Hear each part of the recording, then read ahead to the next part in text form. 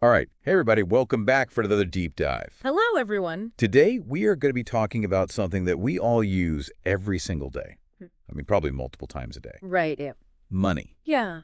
So what's really cool about this deep dive is the source material that we are using is a podcast episode that is geared towards kids. That's right, yeah.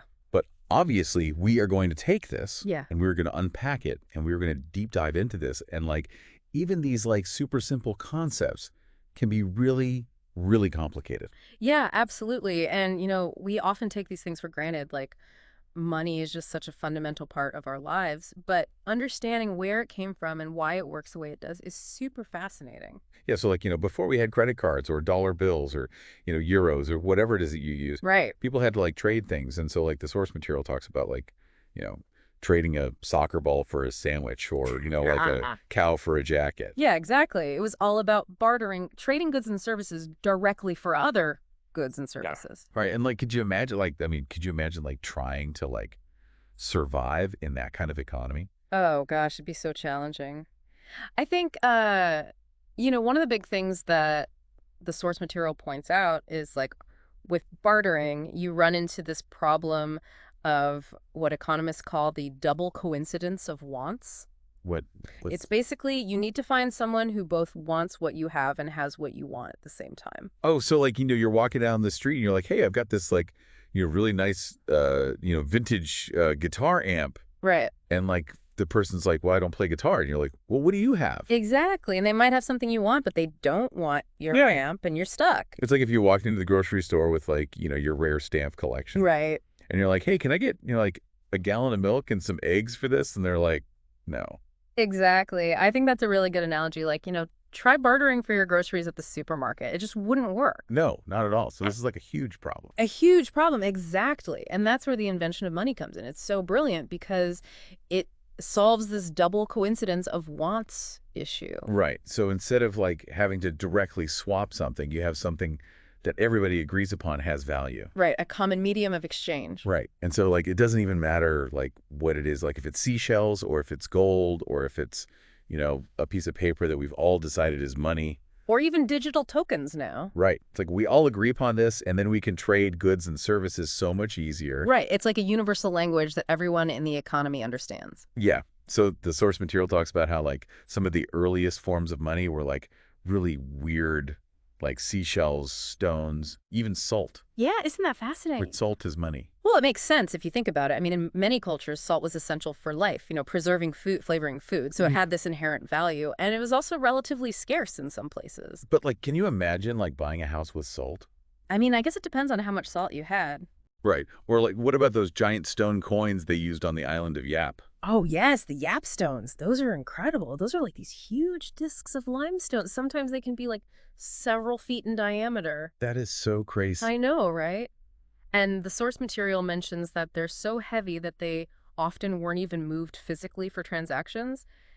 People just knew who owned which stone, and that was enough to transfer ownership. Oh, wow. So it's everybody just agreed, hey, Bob owns this stone. Exactly. It was more about a shared record of ownership than actually physically exchanging the stones. That is so cool. It is cool. It shows how money doesn't necessarily have to be something that's easily portable like we think of today. It's more about a shared understanding of value. Right. So then, how did we go from stones and seashells to, the coins that we use today? Well, I think a big part of it was the shift to metal coins, Yeah. and the source material talks about gold, silver, and copper being used quite a bit throughout history. Right. And metal is so much more durable.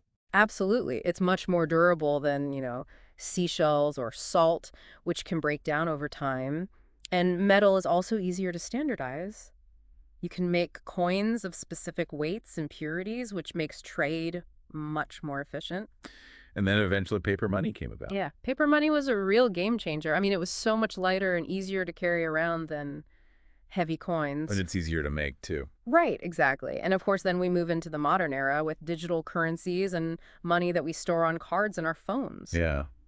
It's kind of mind-blowing when you think about how far money has come. It really is. It shows how it's constantly evolving to meet the needs of society. Yeah.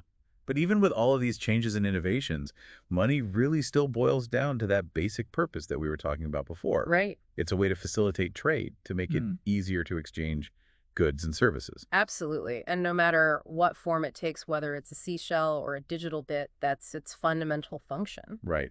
And the source material also mentions that, money isn't just for buying things. Oh, right. Yeah, It can also be a way to save for the future or to help others. absolutely. It's a way to store value. You can save up your money to buy something big later on, like a house or a car, or you can donate it to a charity to help those in need. Yeah. And money also gives us a way to measure the value of things. That's true. Yeah. That's another important function of money. Like, if you're trading a cow for a jacket, how do you know if you're getting a fair deal? But with money, you have a standardized unit of account to compare values.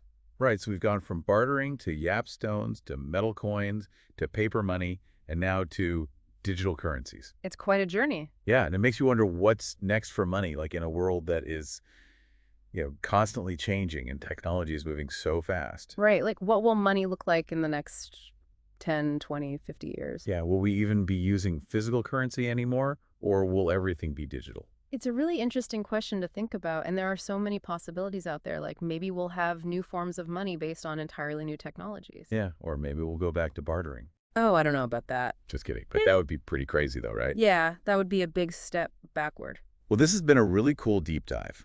I hope you all learned something about the fascinating world of money. Yeah, me too. It's always amazing to revisit these fundamental concepts and see how much they impact our lives. And thanks for joining us. We will catch you all next time. Bye, everyone.